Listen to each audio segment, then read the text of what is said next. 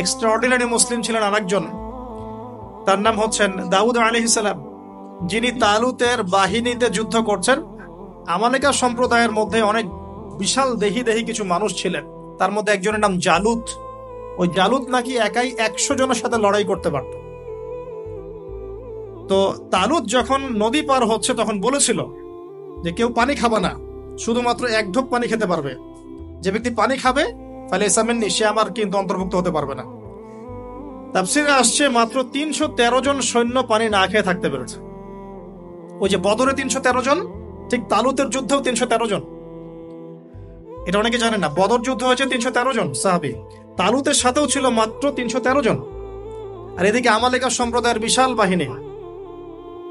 এখন আমালেকা সম্প্রদায়ের মধ্যে এক যোদ্ধা আছে, তার নাম জালুত, যে একাই 100 জনের সাথে লড়াই করতে পারে।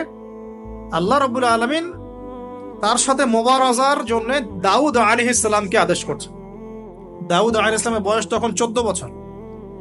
বলা হচ্ছে তাফসীরের কিতাবে, দাউদ আলাইহিস সালাম দূর থেকে একটা গুলতি বলি আমরা, বাটুল গুলতি টাইপের, এগুলো নিক্ষেপ করে এটা সরাসরি তার এই দুই চোখের মাঝখানে গিয়ে লাগিয়েতেই তার ইন্তেকাল হয়ে গেছে, মৃত্যু হয়ে গেছে।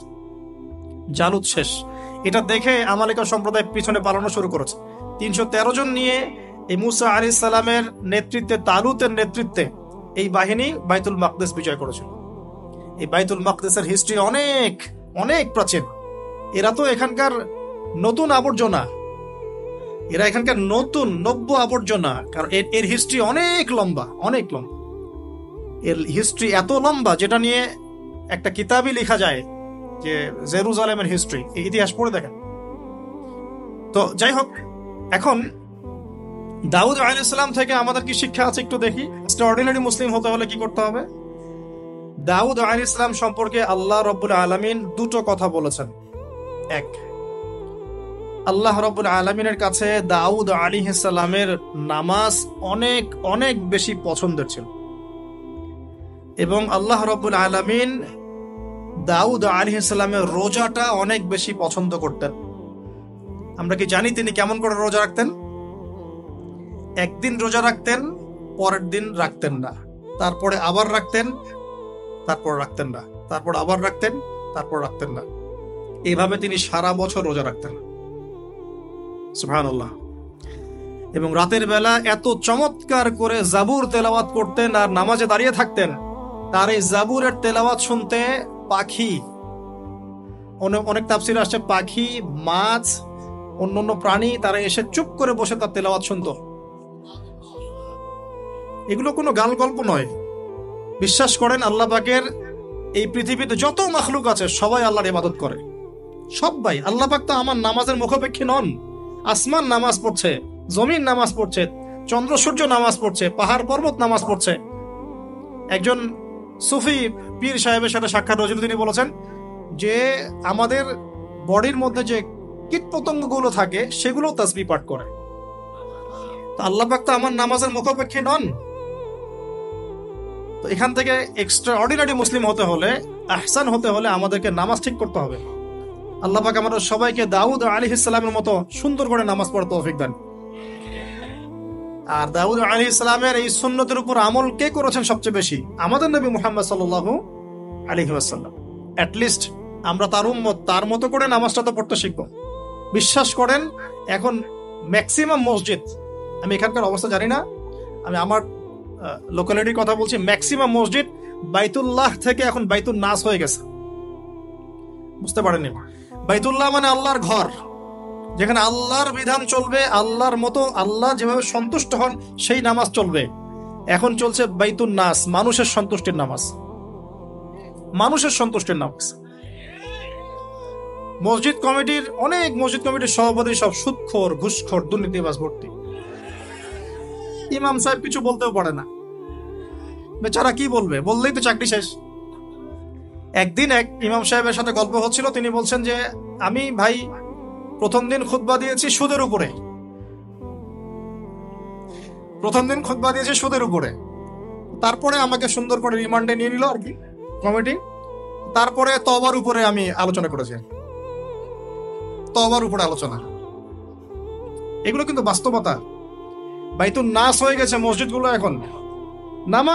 নামাজের কোনো আধ্যাত্মিকতাই পাচ্ছেন না আপনি, মারেফতি নাই। এই যে আমরা দাঁড়িয়ে বলি আউযু বিল্লাহি মিনাশ শাইতানির রাজিম মিন নাফখিহি ওয়া নাফসিহি ওয়া হামজিহি, কত পার্সেন্ট মানুষের অর্থ জানে? আমরা বলি বিসমিল্লাহির রহমানির রহিম, এই বিসমিল্লাহির রহমানির রহিম মানে বিসমিল্লাহ, খালি এতটুকু সিনটা শোনা যায়, বাকি আর কিছু শোনা যায় না। অথচ শুধু এই বিসমিল্লাহর প্রতি সম্মান প্রদর্শন করার জন্যে আল্লাহ পাক সাবার রানী বিলকিসকে ইসলাম কবুলের সৌভাগ্য দিয়েছিলেন। মনে আছে সুলাইমানের চিঠি? হয়তো অনেকে পড়েছেন। সুলাইমান আলাইহিস সালাম চিঠি দিয়েছেন, আমার কাছে আত্মসমর্পণ করো। তো রাজার পরিষদ সবাই বলছে আমরা উলুল কুওয়া, আমরা শক্তিশালী, আদেশ করেন লড়াই করব। বিলকিস বলছে না, ইন্নাহু মিন সুলাইমান, এটা সুলাইমানের পক্ষ থেকে আসছে। ওয়া ইন্নাহু বিসমিল্লাহির রহমানির রহিম, এখানে আছে পরম করুণাময় অসীম দয়ালু আল্লাহর নামে শুরু করছে। এই বিসমিল্লাহর প্রতি সম্মান প্রদর্শনের ওসিলায় আল্লাহ রাব্বুল আলামিন এই সাবার রানী বিলকিসকে এই ইসলাম কবুলের সৌভাগ্য দিয়ে দিয়েছেন। বিসমিল্লাহ ঠিক নাই তেলাওয়াতে, কোরআন তেলাওয়াত ঠিক নাই নামাজের মধ্যে, এক একটা হরফের উচ্চারণ কোথায় কি হচ্ছে কি বুঝতেই পারছি না আমরা। আলহামদুলিল্লাহ রাব্বিল আলামিন কি পড়লো আল্লাহই ভালো জানে। এটা কি মন্ত্র নাকি? আলহামদুলিল্লাহি রাব্বিল আলামিন একটা অনুভূতি আছে, একটা অর্থ আছে। সমস্ত প্রশংসা এই জগৎ সমূহের রব আল্লাহর জন্য। আর রহমানির রহিম, যিনি পরম করুণাময় অসীম দয়ালু, একটা ফিলিংস আছে। মালিকি ইয়াউমিদ্দিন, যিনি বিচার দিনের মালিক। ইয়াকা না'বুদু, আমরা শুধু তোমার ইবাদত করি। ওয়া ইয়াকা নাস্তাঈন, শুধু তোমার কাছেই সাহায্য চাই। একসাথে বলি আমরা নামাজে ইহদিনাস সিরাতাল মুস্তাকিম, আল্লাহ আমাদেরকে সোজা সরল পথ দেখাও। কোথায় ফিলিংস? সিরাতাল লাযীনা আন'আমতা আলাইহিম, এই যে এক্সট্রাঅর্ডিনারি মানুষদের পথ দেখাও আমাদেরকে, যাদের প্রতি আপনি অনুগ্রহ করেছেন। গায়রিল মাগদুবি আলাইহিম, ওই মাগদুবদের পথ চাই না আল্লাহ। কোন মাগদুব? ইহুদি জাতি। ওয়ালা দাল্লিন, এবং দল্লিনদের পথ আল্লাহ চাই না। দল্লিন কারা? নাসারা। এখন দেখেন তো সারা ওয়ার্ল্ডের প্রত্যেকটা ডিপার্টমেন্ট কাদের? ইহুদি নাসারা, ইহুদি নাসারা, ইহুদি নাসারা, ইনক্লুডিং আমাদের বাথরুমের টয়লেটস, মানে বাথরুমের কমোড। আপনার আমাদের বাথরুম থেকে নিয়ে গ্লোবাল সিস্টেম কোনটা ওদের বাইরে আছে বলেন? হ্যাঁ, ওদের ভালো জিনিস নেওয়া যাবে না এমনটা নয়, কিন্তু এমন নীতি আদর্শ নেওয়া যাবে না যেটা ইসলামের সাথে কনফ্লিক্ট হয়। কনফ্লিক্ট কি ইকোনমিক সেকশনে হচ্ছে না? রিবা কেন্দ্রিক ইকোনমিক সিস্টেম কি ইসলামিক? আল্লাহ সুবহানাহু ওয়া তাআলার ল বহির্ভূত পলিটিক্যাল সিস্টেম কি ইসলামিক? এটা নিজেই নিজেকে প্রশ্ন করি না, অ্যান্সার আপনি খুঁজে আপনার কবরে আপনি যান। কেউ কারোর সাথে লড়াই করছি না। এখন দেখুন, এই যে সূরা ফাতিহা অর্থ বুঝলাম না, একটা সূরা পড়ে গেলাম কুল হুয়াল্লাহু আহাদ। কি কুল হুয়াল্লাহু আহাদ মানে কি? এটা উচ্চারণই বা কেমন করে করতে হয়? কুল, বলুন, হুয়াল্লাহু আহাদ, তিনি আল্লাহ এক। এই যে কুল হুয়াল্লাহু আহাদ অনেকে বলতে পারে না। কুল হুয়াল্লাহু আহাদ, এটা কি সব একসাথে মিলে একটা শব্দ? এখানে প্রস্রাব করিবেন না, কমা, নাকি করিলে জরিমানা হইবে, তো কমাটা চেঞ্জ করে দেন। এখানে প্রস্রাব করিবেন, না করিলে জরিমানা। তাহলে আমরা তো কোরআনকে এরকম বানিয়ে ফেলছি। কুল হুয়াল্লাহু আহাদ মানে কি? আমি এগুলো নিয়ে বললে অনেক সময় চলে যাবে। আপনাকে হাতে সময় আছে? আচ্ছা, তো দেখেন, আমি নামাজ নাই ভাই, মসজিদে অ্যাপ্রোপ্রিয়েট নামাজ নাই। সব মসজিদের কথা বলছি না, ইল্লা মাশাআল্লাহ। অনেক মসজিদ এখন বাইতুন নাস হয়ে গেছে, মানুষের বাইত, আল্লাহর ঘর নাই, সূরা ঠিক নাই। এরপরে রুকু, এই যে রুকু করলাম, রুকুতে গিয়ে একটা বার সুবহানা রাব্বিয়াল আযীম বলারই সময় পাওয়া যাচ্ছে না। অন্তত 3 বার 5 বার 7 বার তো বলবে, বা 3 বার তো অ্যাটলিস্ট বলবে। এই উঠে সামি আল্লাহু লিমান হামিদা। হুলিমান হামিদা কি? হুলিমান হামিদা বলে কি কোন শব্দ আছে? এটা নতুন শব্দ বানালাম আমি একটা। সামি আল্লাহ, আল্লাহ তার কথা শোনেন। লিমান হামিদা, যে তার কথা, যে আল্লাহর প্রশংসা করে। সামি আল্লাহ, আল্লাহ তার কথা শোনেন। লিমান হামিদাহু, যে তার প্রশংসা করে। একটা অর্থ আছে তো, সামি আল্লাহু লিমান হামিদা। হুলিমান হামিদা মানে কি? প্রতিটা জায়গায় সমস্যা, প্রতিটা জায়গায় সমস্যা। নামাজ, এখানে আমি একটা কথা বলতে ভিতরে চলে আসি, নামাজের আমাদের তাসকিয়া উঠে যাচ্ছে, আধ্যাত্মিকত্ব পাচ্ছেন না। আপনি নামাজ নিজে পড়ে নিজে ফিল হচ্ছেন আপনি নামাজ পড়েছেন। সেজদায় গেলেন, সেজদা মনে হচ্ছে ব্যায়াম, টাপাস টাপাস। মাঝখানে বসারও সময় নাই, মাঝখানে বসে যে একটু দোয়া পড়তে হয়, আল্লাহুম্মা গফিরলি ওয়ারহামনি, কত চমৎকার দোয়া। আল্লাহুম্মা গফিরলি, আল্লাহ আমাকে মাফ করে দাও, ওয়ারহামনি, আল্লাহ আমাকে রহম করো, ওয়াআফিনি, আমাকে নিরাপত্তা দান করো, ওয়ারযুকনি, আমাকে রিজিক দান করো। এই তো দোয়া। নামাজের দোয়া বাদ দিয়ে নামাজের পরে লম্বা দোয়া, হ্যাঁ, নামাজের মূল দোয়াই নাই। আর আমাদের বাংলাদেশে কিছু গ্রাম আছে, ওখানে আবার দোয়া নিয়েছে মারামারি আর ক্যাচাল। এক একজন বিড়ি ফ্যাক্টরির মালিক, বিড়ি ফ্যাক্টরি, তামাক ফ্যাক্টরি, ওরা মসজিদে গন্ডগোল করে, দোয়া হাত তুলে করবে না করবে না, মানে বাদ দেন। আল্লাহ হেফাজত করুন আমাদেরকে, আল্লাহ আমাদেরকে পরিপূর্ণরূপে নামাজ পড়ার তৌফিক দান। নামাজের প্রত্যেকটা বিষয় বুঝে বুঝে পড়লে এত মজা লাগে, এত স্বাদ লাগে, আপনি নামাজে ডুবে যাবেন না। আর নবী সাল্লাল্লাহু আলাইহি ওয়াসাল্লাম কিভাবে সারা রাত নামাজ পড়তেন, মানে রাতের একটা লম্বা অংশ কেমন করে নামাজ পড়তে পারতেন, কারণ তিনি তো ফিল করতেন কি পড়তেছেন। তার তো ক্লান্তি লাগতো না, তার পা কখন ফুলে গেছে তার টেরি পাচ্ছেন না তিনি। কেন সাহাবীদের পা থেকে তীর খোলা যেত? কারণ নামাজে দাঁড়িয়ে তারা ডুবে গেছেন আল্লাহর মধ্যে। আল্লাহ আল্লাহ, এটা তো বললে অনেকে আকীদার প্রশ্ন তুলবে। আসলে আল্লাহ পাকের সাথে আমি বিলীন হয়ে যাচ্ছে এখানে। এই বিলীন মানে কি? শারীরিক বিলীন। আমার মনন আল্লাহর প্রতি নিবদ্ধ হয়ে যাচ্ছে। এই তো নামাজ। এই নামাজ মেরাজুল মুমিন বলে না, আল্লাহর মুমিনদের জন্য মেরাজ। নামাজটাই তো মুমিনদের জন্য মেরাজ। তো মেরাজ মানে কি? সাক্ষাৎ, দেখা সাক্ষাৎ। আমাদের নামাজে তো আল্লাহর কোনো ফিলিংসই আসছে না। সেজদা করছে, সেজদায় নবীজি বলেছেন বেশি বেশি দোয়া করো, কারণ সেজদায় যে দোয়াটাই করবা কবুল হয়ে যাবে ইনশাআল্লাহ। তো সেজদায় তাসবিহ পড়ার টাইম পাচ্ছি না, দোয়া করব কখন? একটা দোয়া করতে গিয়ে দেখলাম ইমাম সাহেব তাশাহুদ শুরু করে দিয়েছে, আর আমি তাশাহুদ ধরতে গিয়ে দেখলাম তাশাহুদ শেষ করতে করতে সালাম শেষ, আমার দরুদ শরীফ বাকি আছে। তো ওই জন্য বিশ্বাস করেন আমি নামাজটা আবার দৌড়ায় পড়ে আসছি, মাগরিবের নামাজ। ছোট ভাইকে নিয়ে বললাম পাশে দাঁড়া, নামাজ হয় নাই। কেন হয় নাই? রুকু সেজদা করতে পারি নাই। নামাজ হবে কিভাবে? এক ওয়াক্ত নামাজ চলে গেল, এই এক ওয়াক্ত নামাজ কি আমার জীবনে আবার ফিরে আসবে কিনা?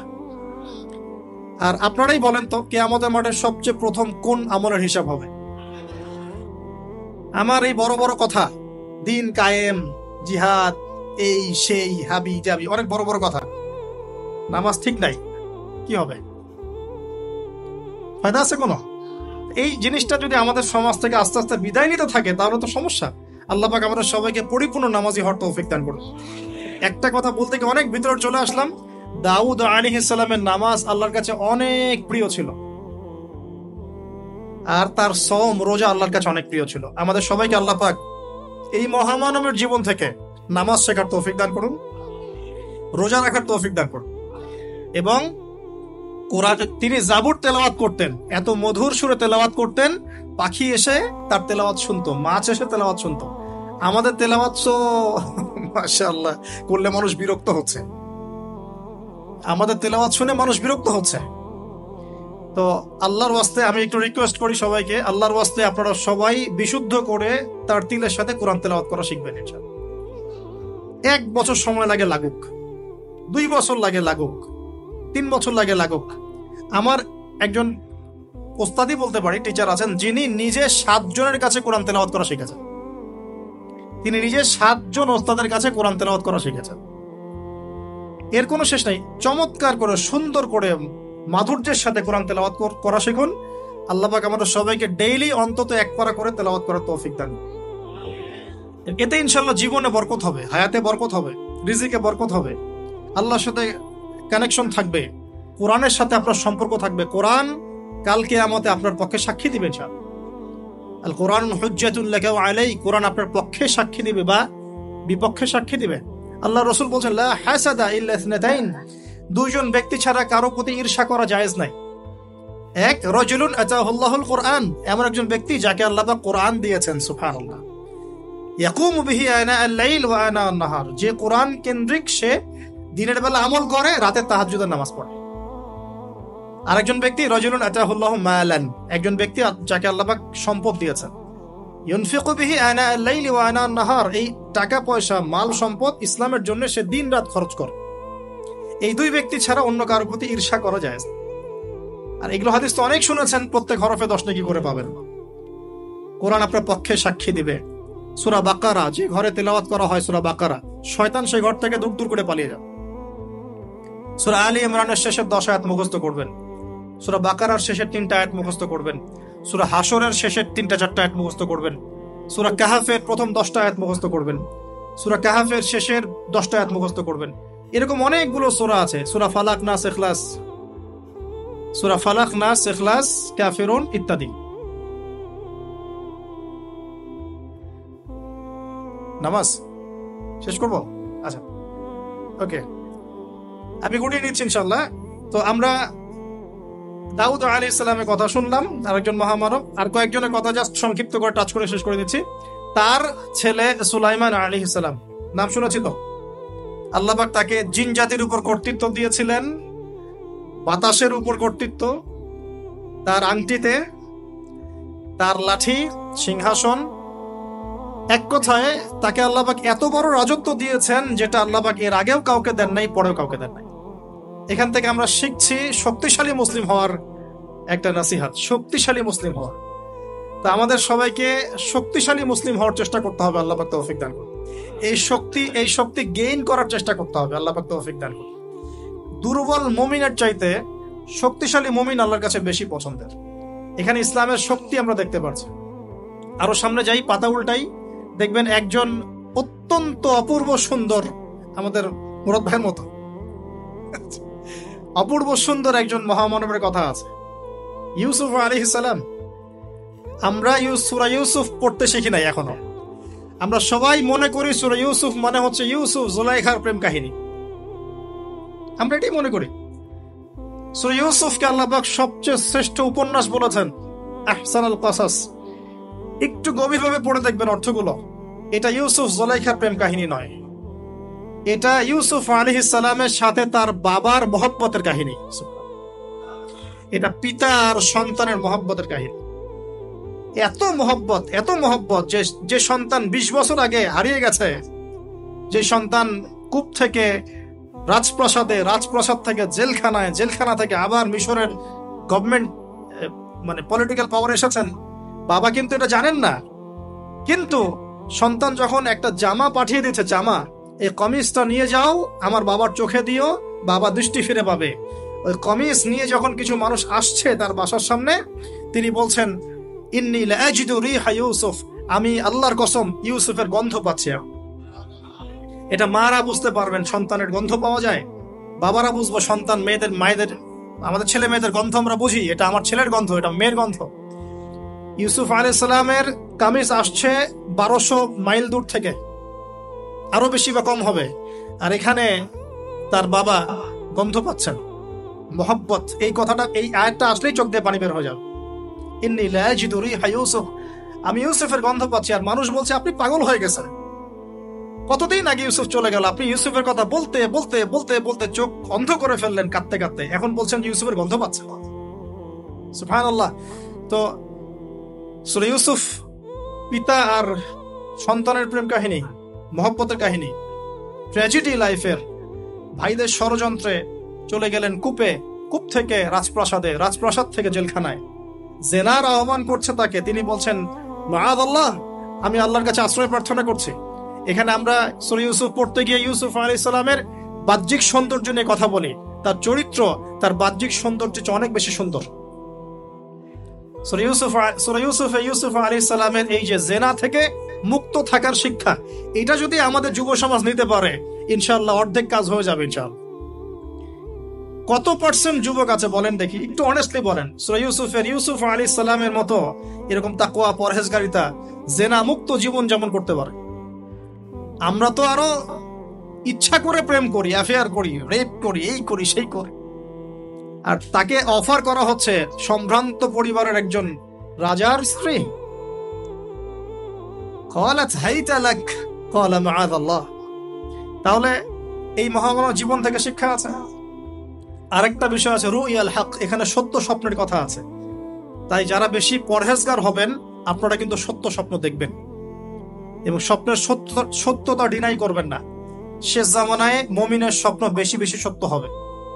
যদি সত্য স্বপ্ন দেখেন, ভালো স্বপ্ন দেখেন, প্রিয়জন কোন প্রিয় মানুষকে বলবেন। যদি দুঃস্বপ্ন দেখেন, খারাপ স্বপ্ন দেখেন, কাউকে বলতে যাবেন।